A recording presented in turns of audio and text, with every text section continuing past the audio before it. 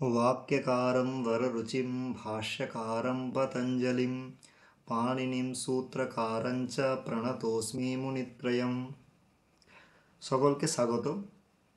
আমরা লঘু সিদ্ধান্ত কৌমুদীর পূর্ব পীঠিকা রূপে সূত্রের লক্ষণ, বার্তিকের লক্ষণ, ভাষ্যের লক্ষণ দেখেছিলাম এবং তার সঙ্গে আমরা এটাও দেখেছিলাম যে কিভাবে অষ্টাধ্যায়ী থেকে লঘু সিদ্ধান্ত কৌমুদী পর্যন্ত যে বিবর্তন, কিভাবে আমরা লঘু সিদ্ধান্ত কৌমুদীকে পাচ্ছি সেটা আমরা দেখেছিলাম। আমরা এও দেখেছিলাম যে ভট্টরাজ দীক্ষিত রচিত যে সিদ্ধান্ত কৌমুদী, সেই সিদ্ধান্ত কৌমুদীরই সংক্ষিপ্ত রূপ হচ্ছে এই লঘু সিদ্ধান্ত কৌমুদী।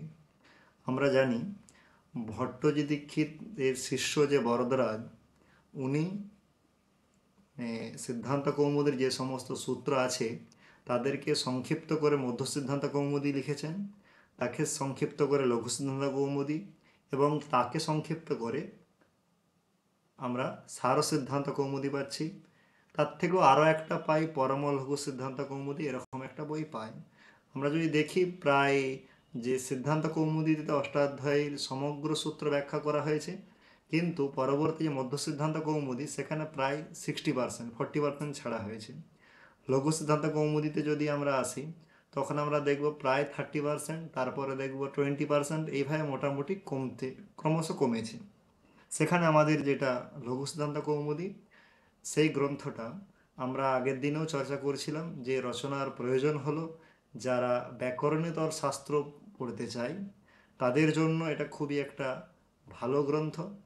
এক ব্যাকরণ প্রবেশের জন্য বা ব্যাকরণের প্রাথমিক জ্ঞানের জন্য এই বই অদ্বিতীয়, এবং যারা ব্যাকরণ নিয়ে গভীর অধ্যয়ন করতে চায় তাদের জন্য এটি একটি প্রবেশ গ্রন্থ। এখন লঘু সিদ্ধান্ত কৌমুদী শুরু করার আগে আমরা নিজেদের পড়ার জন্য কি বই ফলো করতে পারি।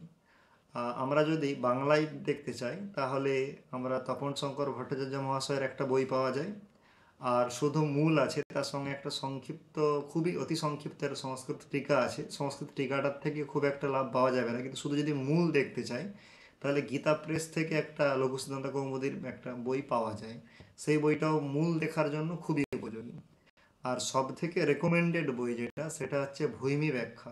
কিন্তু বইটি হিন্দি ভাষায় লেখা, কিন্তু হিন্দি ভাষায় লেখা হলেও একদম চমৎকার একটি উন্নত মানের বই। যদি উৎকৃষ্ট বই বলে লঘু সিদ্ধান্ত কৌমুদীর কিছু থাকে তাহলে তার জন্য সব থেকে বিদ্বৎ সমাজে যেটা আদৃত সেটা হচ্ছে ভূমি ব্যাখ্যা। সেটা 6টি খণ্ডে পাওয়া যায়।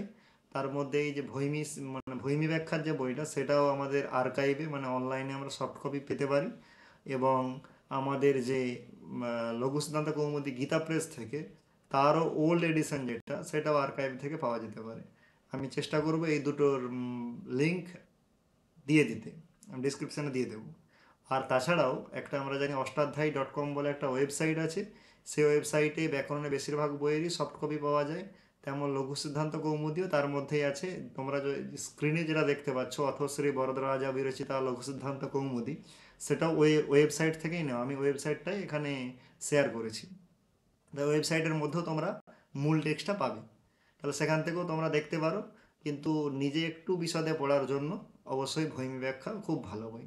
তাহলে আমরা আমাদের বেশি এদিকে সময় ব্যয় না করে মূল বিষয়ে প্রবেশ করব। আমাদের লঘু সিদ্ধান্ত কৌমুদী, তার মঙ্গলাচরণ হলো নত্বা সরস্বতীম দেবীম শুদ্ধাম গুণ্যাম করোম্যহম পাণিনীয় প্রবেশায় লঘু সিদ্ধান্ত কৌমুদীম। নত্বা সরস্বতীম দেবীম শুদ্ধাম গুণ্যাম করোম্যহম পাণিনীয় প্রবেশায় লঘু সিদ্ধান্ত কৌমুদীম। এটা হলো লঘু সিদ্ধান্ত কৌমুদীর মঙ্গলাচরণ। এই মঙ্গলাচরণ অনুষ্টুপ ছন্দে রচিত। নত্বা সরস্বতীম দেবীম শুদ্ধাম গুণ্যাম করৌমি অহম, সন্ধি করে করম্যহম হয়েছে, পাণিনীয় প্রবেশায় লঘু সিদ্ধান্ত কৌমুদীম। তাহলে অহম আমরা অন্বয় করে নেব একবার। অহম, অহম মানে আমি। তাহলে এখানে আমি বলতে কাকে বোঝাচ্ছেন? অহম বলতে বরদরাচার্য। অহম করৌমি, করৌমি বলতে রচয়ামি, অহম রচয়ামি। কি রচনা করব? লঘু সিদ্ধান্ত কৌমুদীম করৌমি। তাহলে আমি অহম লঘু সিদ্ধান্ত কৌমুদীম করৌমি, আমি লঘু সিদ্ধান্ত কৌমুদী রচনা করব। কিভাবে? সরস্বতীম দেবীম নত্বা, সরস্বতীম দেবীম, সরস্বতী দেবীকে নাত্বা মানে প্রণাম করে। তাহলে অহম সরস্বতীম দেবীম নাত্বা লঘু সিদ্ধান্ত কৌমুদীম করোমি।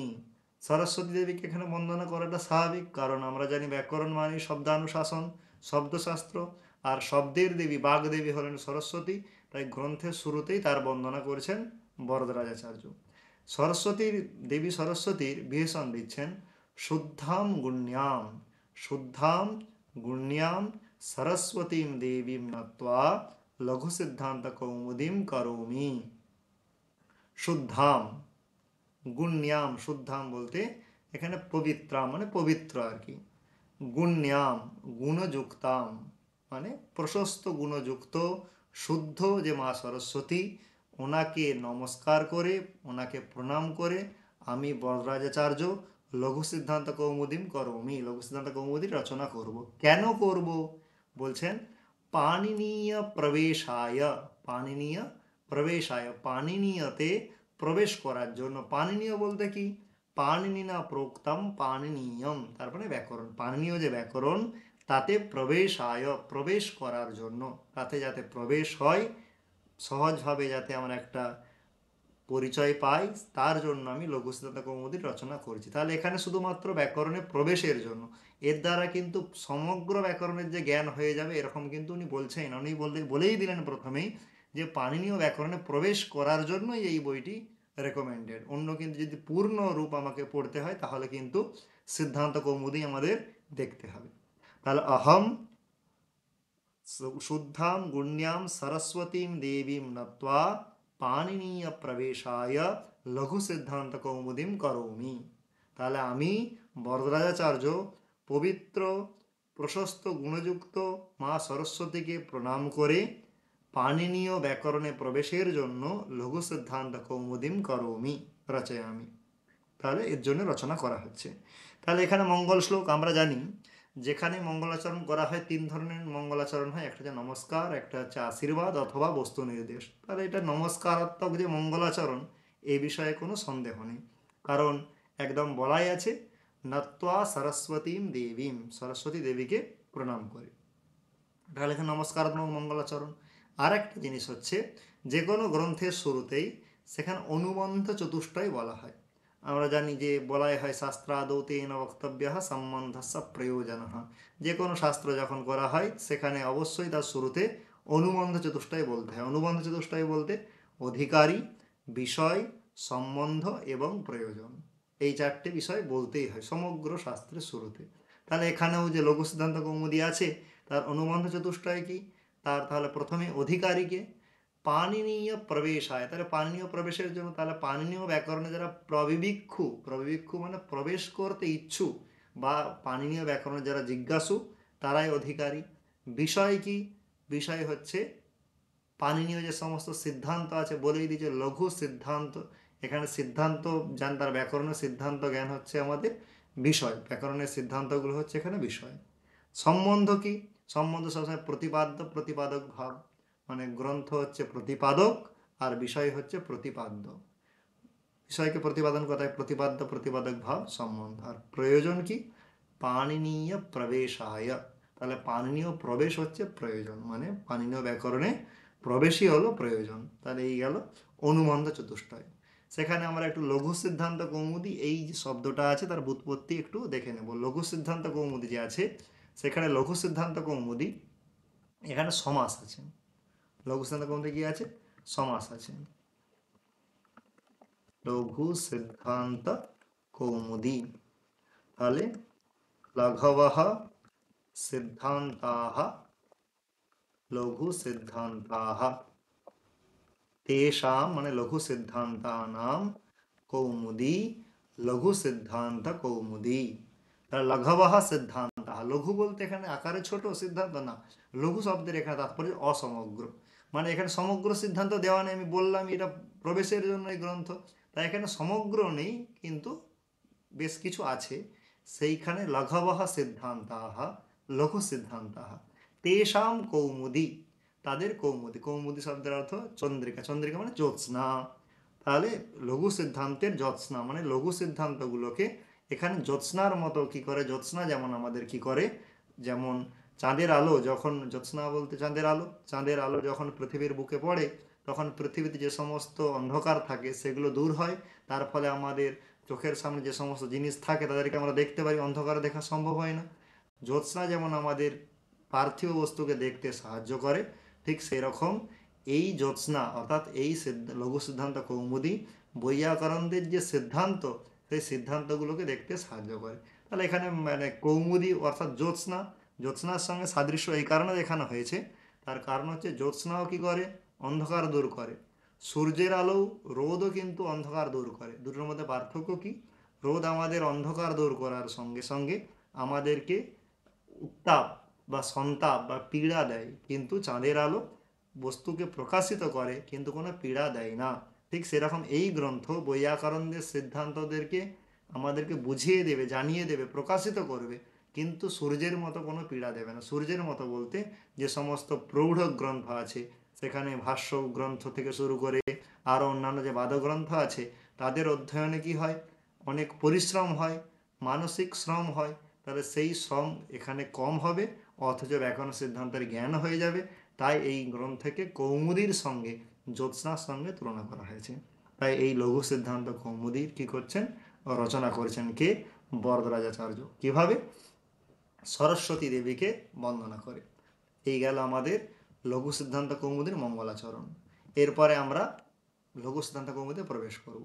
তাহলে লঘু সিদ্ধান্ত কৌমুদীতে প্রবেশ করতে গেলে তাহলে আমাদেরকে জানতে হবে যে লঘু সিদ্ধান্ত কৌমুদীর যে সম্পূর্ণ স্বরূপটা সেটা কীরকম, লঘু সিদ্ধান্ত কৌমুদী আমরা মোটামুটি পাই কি।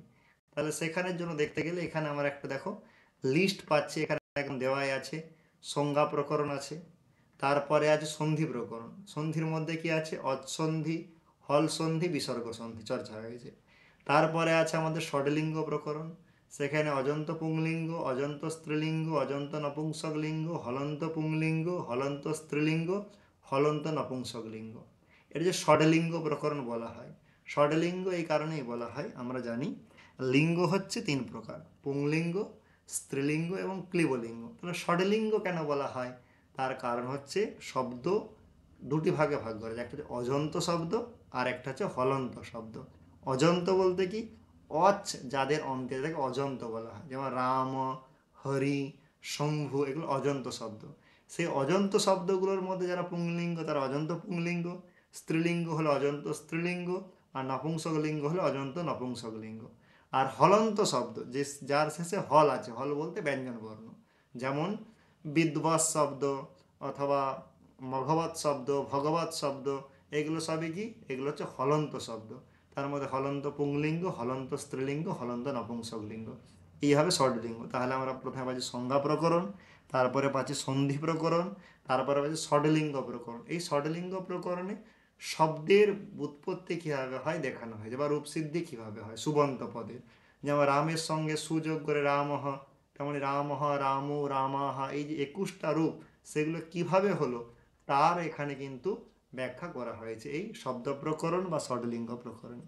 তারপরে আমরা যেটা পাই, তারপরে পাই অব্যয়ান, অব্যয় প্রকরণ।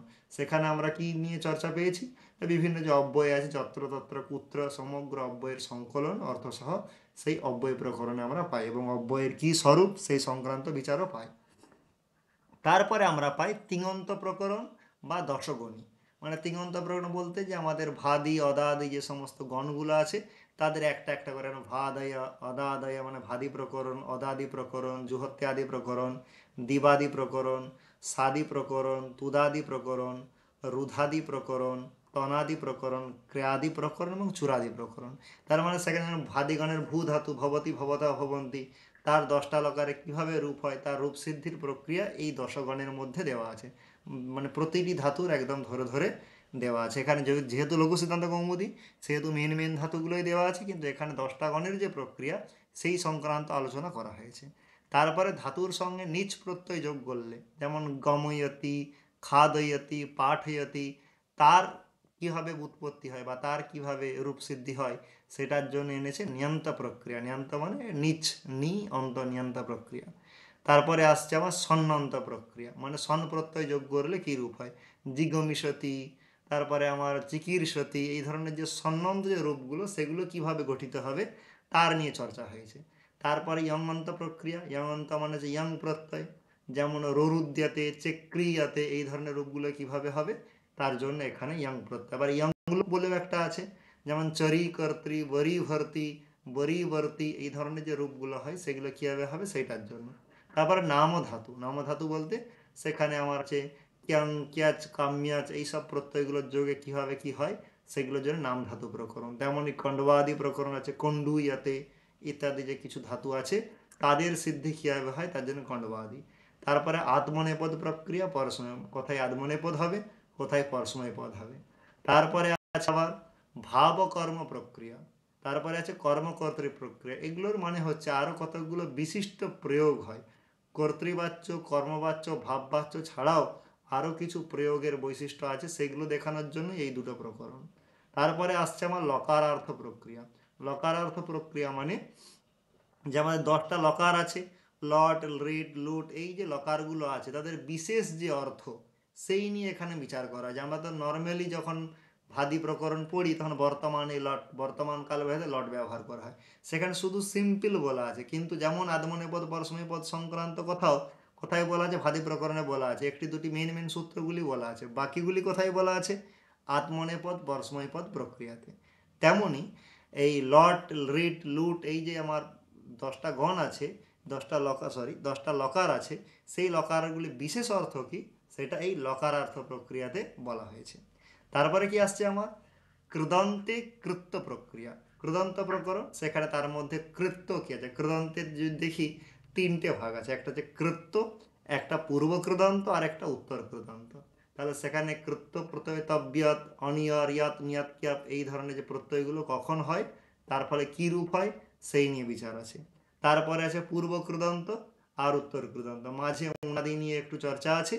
তারপরে আমাদের আছে বিভক্তি অর্থাৎ যে 7টি বিভক্তি আছে, প্রথমা, দ্বিতীয়া, তৃতীয়া, চতুর্থী, পঞ্চমী, ষষ্ঠী, সপ্তমী, তার অর্থ নিয়ে, অর্থাৎ এক কথায় বললে কারক প্রকরণ বা কারক বিভক্তি প্রকরণ যেটা, ওটাই বিভক্তি অর্থ প্রকরণ বলে এখানে চর্চিত হয়েছে। তারপরে আমাদের এসছে এখানে সমাস। এটা কিন্তু সিদ্ধান্ত কৌমুদী থেকে ক্রমটা একটু আলাদা। তারপরে চর্চা হয় যে সমাস নিয়ে, সেখানে অব্যয়ীভাব, কেবল সমাস, অব্যয়ীভাব, তৎপুরুষ, বহুব্রীহি, দ্বন্দ্ব, এখানে এগুলো দেওয়াই আছে, মানে যে লবান্তর প্রকরণ, তাছাড়াও সমাসান্ত আছে। তারপরে চর্চা হয় যে তদ্ধিত প্রত্যয় নিয়ে, সেখানে অপত্যার্থিক বা বিভিন্ন যে সমস্ত আছে সেখানে 16টার মতো অধিকার আছে, সেই নিয়ে চর্চা হয়েছে। তারপরে আমাদের অন্তিমে আছে স্ত্রী প্রত্যয়। এইভাবে আমাদের যে সমগ্র লঘু সিদ্ধান্ত কৌমুদীর আমরা একটা পরিচয় পেলাম। এইগুলো আমাদের সমগ্র আছে, এগুলো যদি সম্পূর্ণ পড়া হয় তবেই আমাদের পূর্ণ জ্ঞান সম্ভব। আমরা ক্রমশ এগুলো পড়ার চেষ্টা করব। আপাতত আমরা সংজ্ঞা প্রকরণ দিয়ে শুরু করব। তাহলে আমরা প্রথমে সংজ্ঞা প্রকরণে প্রবেশ করব। তাহলে আমাদের প্রথমেই সংজ্ঞা প্রকরণ আমাদের যে আছে, সেই সংজ্ঞা প্রকরণ আমাদের যেটা শুরু হচ্ছে, সেই সংজ্ঞা প্রকরণ শুরু হচ্ছে আমাদের মাহেশ্বর সূত্র দিয়ে। কি দিয়ে শুরু হচ্ছে? মাহেশ্বর সূত্র দিয়ে। তাহলে মাহেশ্বর সূত্র কি বলছে? অ ই উন, রিল রিক, এ ওং, ঐ ঔচ, হ ইয় ব রট, লন, ইয় ম ঙ ণ নম, ঝ ভৈ, ঘ ঢ ধস, জ ব গ ড দশ, খ ফ ছ ঠ থ চ ট তৌ, ক পৈ, স স সর, হল। এইখানে আমরা সকলেই মাহেশ্বর সূত্র অনেকবার পড়েছি এবং অনেক জানার বিষয় আমাদের। তাই এখানে বিশেষ মানে যেটা জানতে হবে সেটা হচ্ছে উচ্চারণ। আমাদের ভাষাতে আমরা যে মাতৃভাষা আছে তার প্রভাব আমাদের অনেক সময় উচ্চারণে থাকে। উচ্চারণ শুদ্ধি করার সব থেকে একটা সহজ উপায় হচ্ছে মাহেশ্বর সূত্রের ঠিকঠাক উচ্চারণ। আমরা জানি প্রতিটি ভাষার একটি আলাদা উচ্চারণ শৈলী থাকে, ঠিক সেরকম সংস্কৃতের একটি উচ্চারণ শৈলী আছে। যদি আমরা দেখি বাংলা ভাষাতে অনেক জায়গায় সাইলেন্ট থাকে। সাইলেন্ট যেটা আমরা বুঝি সেটা হচ্ছে ইংরাজিতেও সাইলেন্ট থাকে, যেমন সুনামি, সুনামি বানান যখন লেখা হয় তখন সেখানে টি লেখা হয়, কিন্তু উচ্চারণের সময় টি এর উচ্চারণ করা হয় না। সাইকোলজিতে পি দিয়ে শুরু হয় কিন্তু পি এর উচ্চারণ করা হয় না। তেমনই বাংলাতে সুখ, দুঃখ, ভালো করে সুখের ক্ষেত্রে সুখের অন্তে যে অটা আছে ওটা কিন্তু উচ্চারণ হয় না। দুঃখ সেখানে কিন্তু হয়। কিন্তু সংস্কৃতে যা আছে সবের উচ্চারণ হবে, সাইলেন্ট বলে কিছু নেই, মানে অ যেখানে থাকবে সেখানে অয়ের উচ্চারণ করতে হবে। সুখ দুঃখ সংস্কৃতে যদি বলতে হয় তাহলে সুখ নয়, সুখ দুঃখ। যেমন আমরা বাংলা বলি ভারতবর্ষ, কিন্তু সংস্কৃতে বলতে হয় ভারতবর্ষ। তাহলে আমরা এখন প্রকরণে আসি। তাহলে মাহেশ্বর সূত্রের ঠিকঠাক উচ্চারণ, তাহলে ঠিকঠাক করে আমরা শুনবো, ঠিকঠাক করে উচ্চারণ করব। তাহলে প্রথমেই আমাদের আসছে অ ই উন। অ ই উন এটা হচ্ছে মূর্ধন্য ন।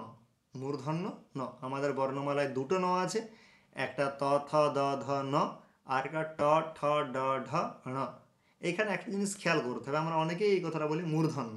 মূর্ধন্য আসলে পূর্ণ কথাটা বললাম না আমরা, আসলে বর্ণটা হচ্ছে মূর্ধন্য ন। আর দন্তীয় ন যেটা, সেটা দন্তীয় ন, দন্তেন্য নয়, দন্ত ন। আর একটা হচ্ছে মূর্ধন্য ন। মূর্ধন্য ন এই কারণেই মূর্ধন্য, কারণ সেটা মূর্ধায় উচ্চারিত হয়, আর দন্তীয় ন দাঁতে উচ্চারিত হয়। তাই মূর্ধন্য ন উচ্চারণ করার সময় জিভটা একটু ভেতরে যাবে। তাহলে বলতে হবে অ ই উন, অ ই উন। তারপরে আসছে আমাদের রি রিক, রি রিক। তারপরে আসছে এ ওং, এ ওং। এটা তোমরা শুনে শুনে উচ্চারণ করতে থাকো। ঐ ঔচ, কি আসছে? ঐ ঔচ। তারপরে কি আসছে? হ ইয় ওয় রট, হ ইয় ওয় রট, হ জ ব রট নয়, ইয়। ইয় উচ্চারণ করতে গেলে হ্রস্বইকার আর অ যদি পাশাপাশি রাখা হয়, হ্রস্বই আর অ এই দুটোকে যদি আমরা একসঙ্গে উচ্চারণ করি তাহলে কি হবে? ইয়। এটাই হচ্ছে উচ্চারণ। তারপরে হ ইয় ও, এটা যে আছে এটা হচ্ছে অন্তঃস্থ ব। অন্তঃস্থ ব এর উচ্চারণ হচ্ছে এরকম হয় উ। কিরকম উচ্চারণ হয়? উ আর অকে পাশাপাশি রেখে যদি উচ্চারণ করো উ। এটা যে দাঁত আর ঠোঁট, আমরা বাংলায় যে বটা বলি সেটা পুরো ওষ্ঠ বর্ণ, দুটো ঠোঁট স্পর্শ করে ব। এটা ব নয়, এটা উ। এটা হচ্ছে নিচের ঠোঁট আর উপরে দাঁত স্পর্শ করে যেটা হবে উ। তাহলে ইয় উ, তাহলে কি হবে? হ ইয় ওয় রট, লার্ন। এটাও মূর্ধন্য ন। ইয় ম ঙ ণ নম। এখানে যে এইটা যে আছে আমরা অনেকেই উঁ বলি, উঁ ঠিক আছে, বাংলাতে উঁ বা উঁ যা কিছু বলো ঠিক আছে, কিন্তু সংস্কৃতে উচ্চারণ হয় ঙ। কেন? যেমন ক খ গ ঘ হবে তার সঙ্গে শুধু নাসিকাটা যোগ হবে, ক খ গ ঘ ঙ।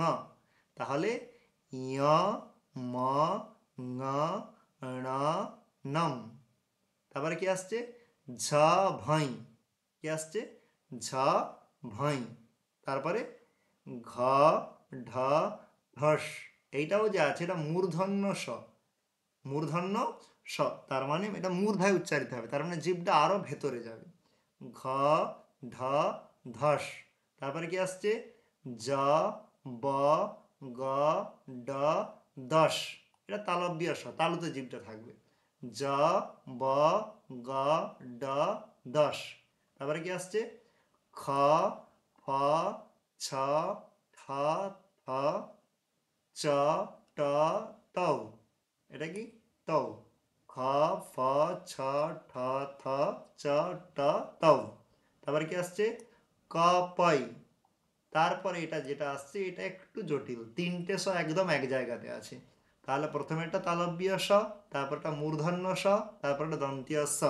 তার উচ্চারণ হবে স স সর, স স সর। জিভটা তিন জায়গায় যাবে, প্রথমে তালুতে, তারপরে মূর্ধাতে, তারপরে দন্তে। উচ্চারণ করার চেষ্টা করতে হবে। তারপরে কি আসছে? হল। তাহলে এটাকে চতুর্দশ মাহেশ্বর সূত্র বলা হয়। কেন মাহেশ্বর সূত্র বলা হয়? তার কারণ এখানে মহেশ্বরের কাছ থেকে এই সূত্রগুলো পাওয়া গেছে বলে এই সূত্রগুলোকে মাহেশ্বর সূত্র বলা হয়। একটা জিনিস খেয়াল করো, আমরা যখন যে কোনো বাংলা হোক অন্যান্য মানে ভারতীয় ভাষা হোক সেখানে আমরা এক রকমের বর্ণমালা পাই, অ আ হস্যই দীর্ঘই হস্য দীর্ঘ রি রি এরকম পাই। এইখানের বর্ণমালাটা একটু আলাদা। এই আলাদা বর্ণমালা করার একটা বিশেষ প্রয়োজনও আছে, সেটা যখন আমরা আগে ব্যাকরণ পড়ব তখন আমাদের কাছে স্পষ্ট হবে। এবং এই ব্যাকরণ যদি আমরা শিখতে চাই তার মেন চাবিকাঠি হলো এই 14টি। তাই এই 14টি অবশ্যই কণ্ঠস্থ করতে হবে এবং যে ক্রমে আছে সেই ক্রমেই করতে হবে। যে আমি এদিক ওদিক করে করব বললে হবে না, যে ক্রমে আছে সেই ক্রমেই একদম মাথায় রাখতে হবে, না হলে কিন্তু কার্যসিদ্ধি হবে না। তাহলে আমাদেরকে সেই ক্রমেই মুখস্থ রাখতে হবে, সঠিক উচ্চারণ করতে হবে, উচ্চারণের সঙ্গে সঙ্গে কী করতে হবে, আমাদেরকে মুখস্থ করতে হবে। আর উচ্চারণটা খুবই গুরুত্বপূর্ণ, কারণ যাদের উচ্চারণ শুদ্ধ হবে না তাদের বানান ভুল হবে। অনেকেরই আমাদের লিখতে গেলে বানান ভুল হয়। বানান ভুলের মুখ্য কারণ হলো ভুল উচ্চারণ। তাই উচ্চারণ শেখাটা খুবই জরুরি। আমি একবার আরেকবার শুদ্ধ উচ্চারণ করে দেব, তারপরে আমরা চর্চায় যাব। অ ই উন, রি রিক, এ ওং, আই ঔচ, হা ইয়া ওয়ারট, লন, ইয়া মা ngা না নম, ঝা ভাই, ঘা ঢা ধস, যা বা গা ডা দাস, খা ফা ছা ঠা থা চা টা তাও, কা পাই, সা সা সার, হল। যারা এটা প্রথমবার করছো তারা এটাকে পজ করবে, আবার ব্যাকে যাবে, আবার শুনবে, বারবার শুনে শুনে অভ্যাস করো। মাহেশ্বর সূত্রের উচ্চারণ যদি ভালো করে প্র্যাকটিস করতে পারো, অভ্যাস করতে পারো, তাহলে অন্যান্য জায়গাতেও কিন্তু অনেক উচ্চারণ আমাদের শুদ্ধ হয়েই যাবে। তারপরে বলছে ইতি মাহেশ্বরাণি সূত্রাণি অনাদি সংজ্ঞার্থানি।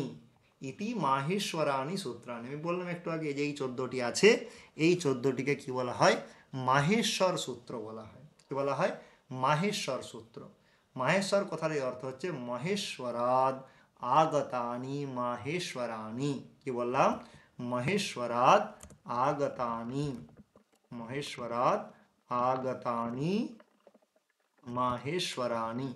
এখানে অন প্রত্যয় হয়েছে, কি প্রত্যয় হয়েছে, অন প্রত্যয় করে মাহেশ্বর, এইরকম অন হচ্ছে তদ্ধিত প্রত্যয়। তাহলে মহেশ্বরের কাছ থেকে যেটা এসছে তাকেই মাহেশ্বর বলা হয়। একটা নন্দিকেশ্বর কাশিকা বলে একটা বই আছে, সেই বইতে সেই একটা কারিকা আমরা পাই, নৃত্যাবসানে নটরাজ রাজো ননাদ ঢক্কাম নবপঞ্চবারম উদ্ধর্তু কামঃ সনকাদি সিদ্ধান এতদ বিমর্শে শিবসূত্র জালম।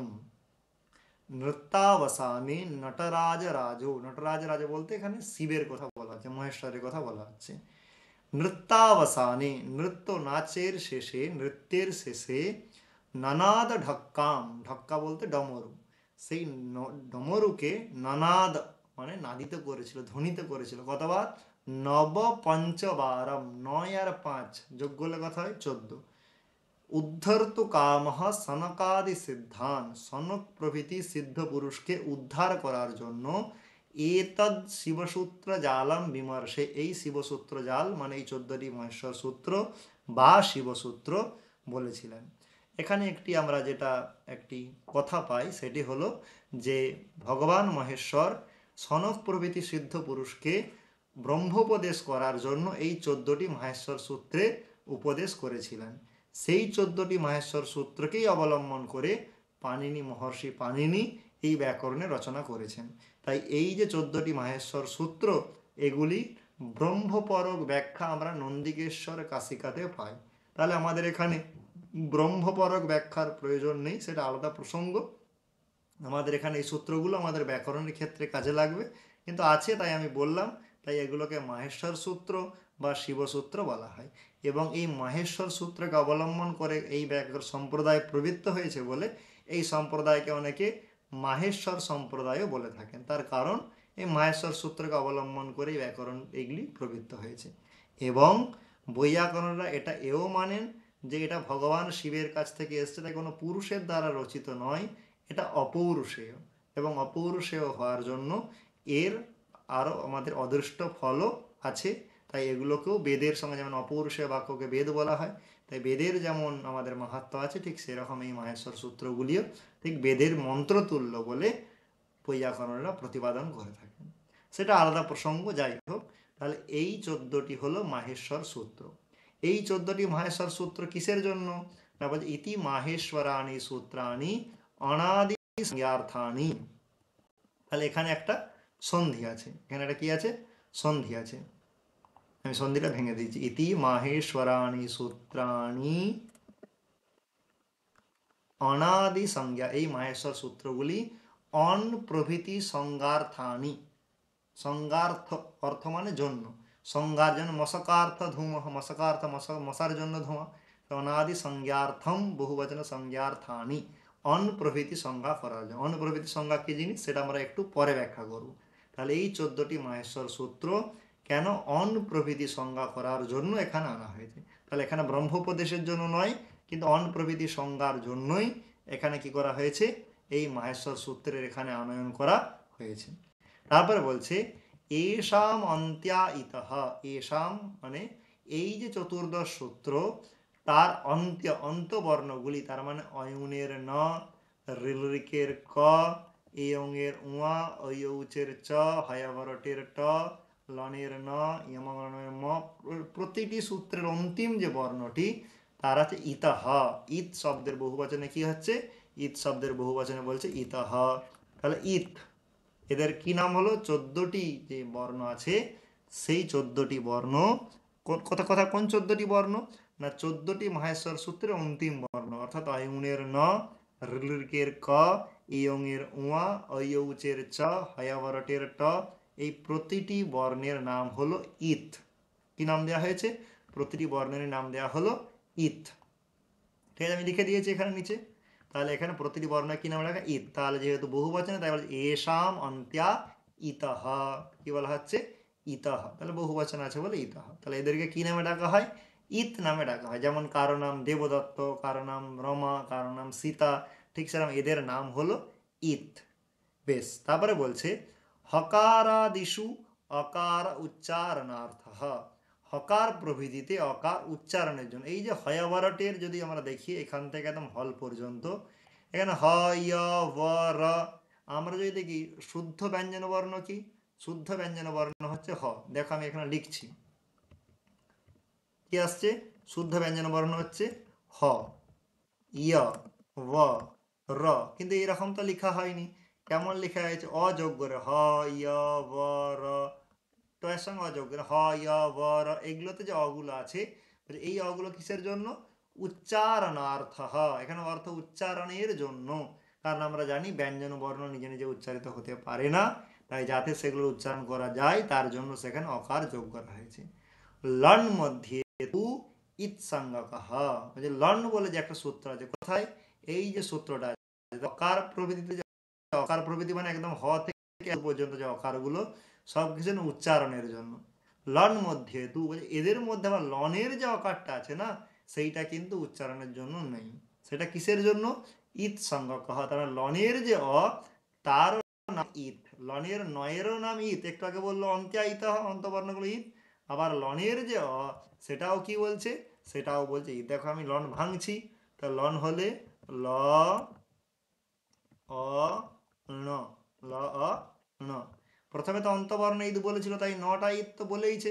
তার সঙ্গে বলছে লন সূত্রে যে অকারটা আছে, এই অকারটা উচ্চারণের জন্য নয়, এটা ঈদ সংজ্ঞার জন্য। কিসের জন্য, এই অটা হচ্ছে ঈদ সংজ্ঞা, তার মানে এই অটাও ঈদ বর্ণ। তাহলে যদি ভালো করে দেখি মাহেশ্বর সূত্রে কটা ঈদ বর্ণ হলো, মাহেশ্বর সূত্রে টোটাল আমার 15টা ঈদ বর্ণ হলো। কেন, 14টা ঈদ বর্ণ কোথায় পেয়েছি, অয়ুনের ন, ঋলৃকের ক, তাহলে চতুর্দশ সূত্র, তার অন্তিম বর্ণ একটা করে, তাহলে 14টা, আর লনের অ একটা, তাহলে 14 আর 1 15টা। তাহলে এখান থেকে আমার কি, আমি কতগুলো প্রশ্ন আমি বলছি, তোমরা তার কমেন্টে অবশ্যই উত্তরগুলো জানাবে। তাহলে এখান থেকে প্রশ্ন আসতে পারে, মাহেশ্বর সূত্রে কতগুলি ব্যঞ্জন ঈদ বর্ণ আছে, কতগুলি, ভালো করে প্রশ্নটা শুনবে, কতগুলি ব্যঞ্জন বর্ণ ঈদ আছে। তারপরে কি বললাম, তারপর দ্বিতীয় প্রশ্ন, মাহেশ্বর সূত্রে কতগুলি স্বরবর্ণের ঈদ সংজ্ঞা আছে, কতগুলি স্বরবর্ণের ঈদ সংজ্ঞা আছে। আর তৃতীয় প্রশ্ন, মাহেশ্বর সূত্রে মোট কতগুলি ঈদ বর্ণ আছে, মোট কতগুলি ঈদ বর্ণ আছে। কটা প্রশ্ন, 3টে প্রশ্ন, ঠিক। তাহলে লঘু সিদ্ধান্ত কৌমুদি যে অনুবন্ধ চতুষ্টয়, সেই অনুবন্ধ চতুষ্টয় কি কি সেটা কমেন্ট করে জানাবে। তাহলে আমাদের আজকে এত দূর পর্যন্তই থাকলো, আমরা আবার পরবর্তী ক্লাসে, ধন্যবাদ।